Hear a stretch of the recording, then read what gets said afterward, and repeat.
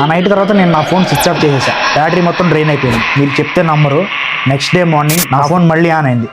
Gallery open చేశా. Gallery open చేస్తే ఒక రికార్డెడ్ ఫైల్. నాకు అర్థం కాలేదు, ఎందుకంటే నేను ఏది రికార్డ్ చేయలేదు. అది ఓపెన్ చేసి చూస్తే మొత్తం 13 ఫైల్స్ ఉన్నాయి. ప్రతి ఫైల్ నేమ్ ఏంటో తెలుసా? 1213. ఫస్ట్ ఫైల్ ఓపెన్ చేశా.